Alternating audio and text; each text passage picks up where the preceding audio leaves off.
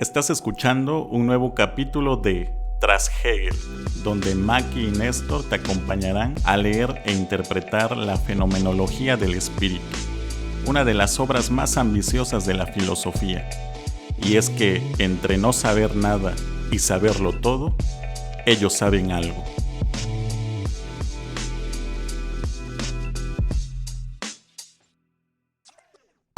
Hola, bienvenidos a un nuevo capítulo de Tras Hegel, el primer podcast de filosofía en español, donde leemos e interpretamos la fenomenología del espíritu de principio a fin.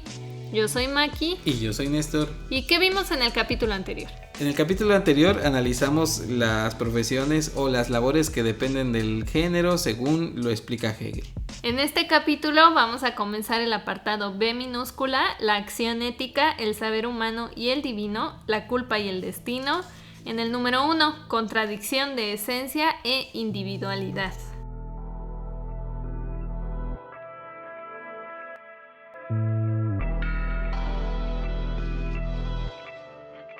Nuevamente vamos a tratar un apartado muy breve y nuevamente vamos a hablar sobre el hombre y la mujer, pero parece como que ya el tema se está distanciando de eso, ¿no? Sí, como que se zanjó algunas ideas básicas, se zanjaron, se pusieron de base las ideas básicas, sigue la discusión, pero con cambios que ya van alejándose de ese tema como centro de la discusión. Pero en este caso ya no es la familia contra la comunidad, así es, sino que el individuo está dividido nuevamente entre su familia y el pueblo. Sí. Y básicamente se avienta un resumen donde dice que no hay nada más allá de la heteronorma, ¿no? Algo así. Más que de la heteronorma, bueno, o aunado a ello, el hecho de que cuando tú estás en una sociedad como que si eres mujer ya estás o ya das de hecho que las cosas son así conforme a la ley divina. Y por naturaleza. Podemos decir que hasta por naturaleza, y si eres varón asumes la ley del hombre, la ley humana, pero hay como un tipo de inmediatez que es lo que vamos a rescatar mucho aquí. No hay dudas, no hay como pensamiento, no hay como mediación, sino que tú ya sabes que las cosas se hacen así, de una manera en lo privado y de otra manera en lo público. Y tan tajante hace la distinción que me permitiré citar esta aberración. Sí. La naturaleza y no lo contingente de las circunstancias o de la opción asigna a un sexo a una de las leyes y al otro a la otra. O a la inversa, las dos potencias éticas se dan ellas mismas en los dos sexos, su ser allí individual y su realización. Aquí el problema también es el surgimiento como de la individualidad, cuando ya todo está dado, cuando ya todo está dicho, o cuando ya asumes que las cosas deben de ser de alguna u otra manera, porque entonces no hay posibilidad de ser distinto, y ni siquiera tienes elección, ¿no? Por supuesto. Y me parece que eso sucede todavía en comunidades pequeñas donde todos piensan igual, donde todos obran igual, donde las expectativas son las mismas, porque no puedes salir como de ese ámbito reducido de ser. Y esto es en el caso concreto, hombres deben de trabajar e incluso deben de trabajar en tal profesión. Uh-huh. Y las mujeres deben de ser madres y amas de casa y no pueden concebirse de otra manera distinta. Es una inmediatez. Exacto. Y de ahí resulta la eticidad y menciona Hegel algo así como que no hay conflictos de deber. ¿Pero claro, por qué? Porque en el caso del deber podríamos decir que cuando tú te enfrentas con una decisión en un mundo cada vez más plural, pueden encontrar debate en torno a qué decidir, en torno a hacer tal cosa o tal otra, porque tienes dos valores encontrados. Porque como individuo en la sociedad moderna hay una serie de deberes que no sabes a cuál, podríamos decir como a cuál seguir. Un caso concreto y típico podría ser el ejemplo que pone Jean-Paul Sartre en el existencialismo es un humanismo, cuando dice que estás en la guerra, está un soldado joven y este soldado joven tiene dos opciones. O puede salir a defender a la patria de manera muy abstracta, o puede quedarse a cuidar a su madre anciana y enferma, uh-huh, que es una cuestión muy concreta. Si te das cuenta es un problema de valores, sí. Es un problema que debe de elegir entre uno y otro. Prioridad, ¿no? ¿A qué le das prioridad? Pero si fuera una persona que vive inmersa en una mentalidad un poco más inmediata, por no decir cerrada, y sabe así tajantemente lo que tiene que hacer, pongamos por caso un griego en la época de la polis, no hay una situación de ponerse a pensar en la madre enferma, tiene que salir a luchar y a defender. Ya. Es lo que debe de hacer. O sea, no se te divide el corazón. Y la mujer no se pone a pensar, ¿y si yo tomo las armas o no tomo las armas? No hay modo que pensar, porque su obligación está desde esta perspectiva, claro está, en quedarse en la casa. Es la inmediatez. Y esa inmediatez nos lleva a que el hombre solo ve desobediencia en las acciones de la mujer. Sí, porque en el caso concreto que está poniendo Hegel, el caso de Antígona, pero no hay contradicción en los individuos, hay contradicción en las leyes o en la representación de las leyes. Ya. Por un lado la ley humana, por otro lado la ley divina, pero los hombres saben perfectamente que se debe de obedecer la ley humana. Cuando Antígona recurre a una ley más antigua, más profunda, que es la ley divina, parece ser que lo que está haciendo es cometiendo un delito. Pero no está cometiendo un delito, o sea, simplemente es como que las dos caras de la moneda que no se ven mutuamente. ¿Por qué nuevamente la desobediencia? Porque a final de cuentas entonces la mujer está cumpliendo con la ley que le toca. Sí, con la ley divina, pero la ley divina puede ir en contra de la ley humana. Y a esto es a lo que va un poquito también la expresión de Hegel aquí con esta como aparente contradicción o contradicción, no sé hasta qué punto se puede afirmar. Porque en el caso de lo humano, y ahorita vamos a hablar un poquito más a detalle, en la ley humana hay mucha contingencia, y es algo que estábamos señalando. Ajá. Los hombres pueden estipular una ley, pueden derogarla, pueden cambiarla, pueden modificarla, y sobreentienden que la ley humana es así, que es contingente.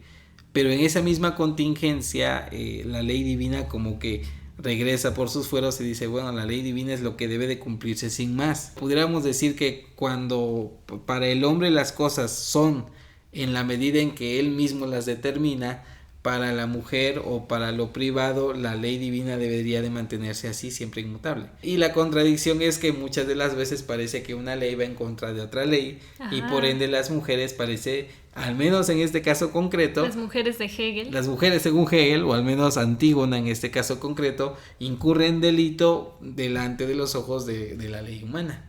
Y es entonces cuando Hegel nos introduce al conflicto que hay entre esencia, sí, y autoconciencia. Sí. La esencia ya sabemos que es algo inmutable.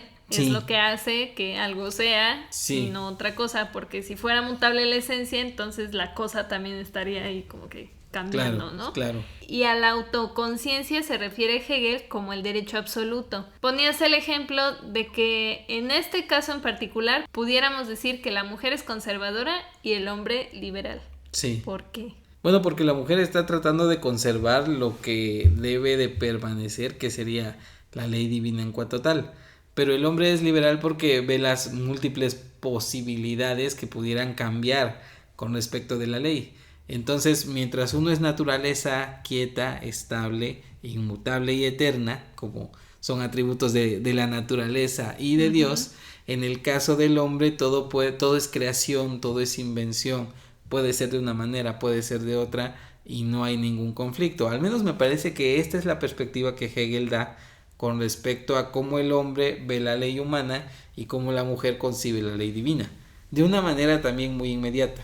Entonces, mientras el hombre está en la conciencia o en la autoconciencia de que puede cambiar, porque los objetos pueden mutar dependiendo de su voluntad grupal, en el caso de la mujer no, porque las leyes son así, no pueden ser de otra manera.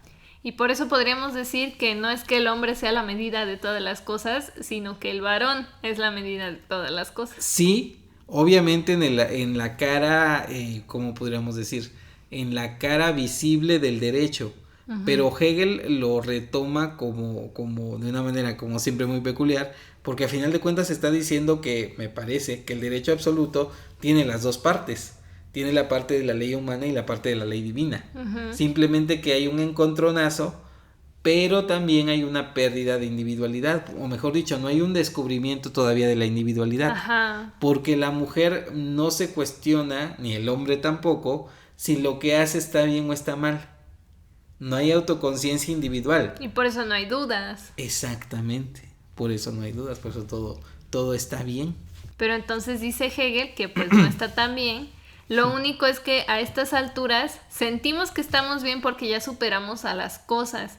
O sea, ya no estamos analizando objetos, ni que el micrófono y la botella y la bolsa, sino que ya estamos tratando de cosas inmateriales, Sí. las tradiciones, Exacto. los valores, Claro. incluso. Pero es curioso porque cuando hablamos de objetos en el sentido más concreto, más empírico de la palabra, podríamos decir que el objeto es el libro que tengo delante de mí.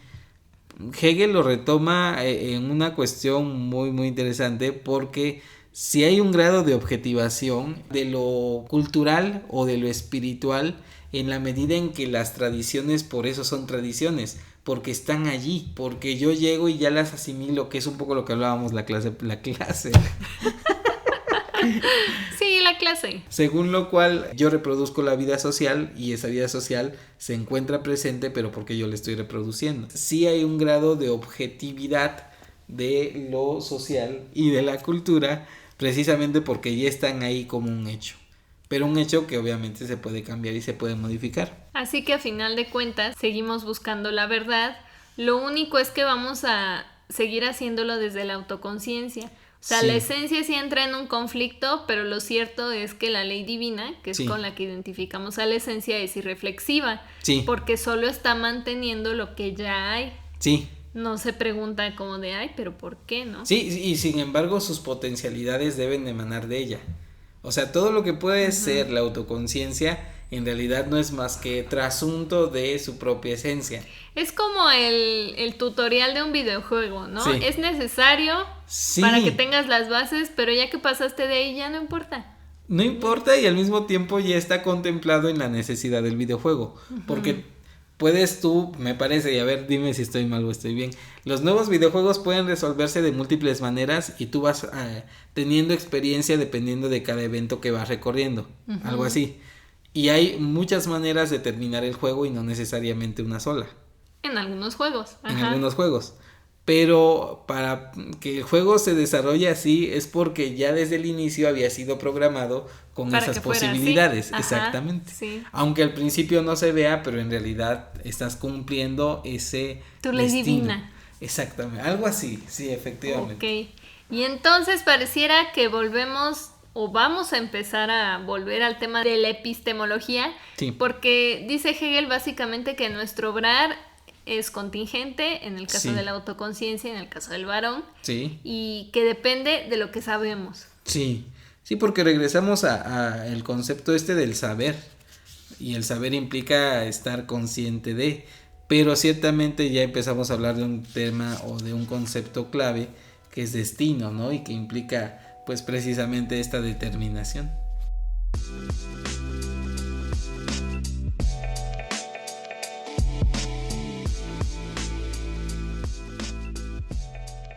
Pues vamos a dejarle hasta ahí. ¿Qué nos tiene que quedar claro? Nos tiene que quedar claro que todavía no salimos del todo de la discusión entre los géneros, pero sí que estamos avanzando con respecto a el mundo ético y a las potencialidades de ese mundo ético y de la ley humana y la ley divina. Nos escuchamos la siguiente semana, donde leeremos el apartado 2, oposiciones de la conducta ética. Recuerden que pueden encontrar todos los capítulos presentes, pasados y futuros en nuestra web, que es Trashegel.com. También estamos en YouTube, Stitcher, Spotify, donde sea que escuchen podcast, ahí estamos. También estamos en redes sociales, tenemos Facebook, Twitter e Instagram, aunque los actualizamos poco. Ahí estamos como @Trashegel. encuéntrennos, coméntenos y compártannos para poder llegar a más personas. Yo soy Maki. Y yo soy Néstor. Hasta entonces. Nos vemos.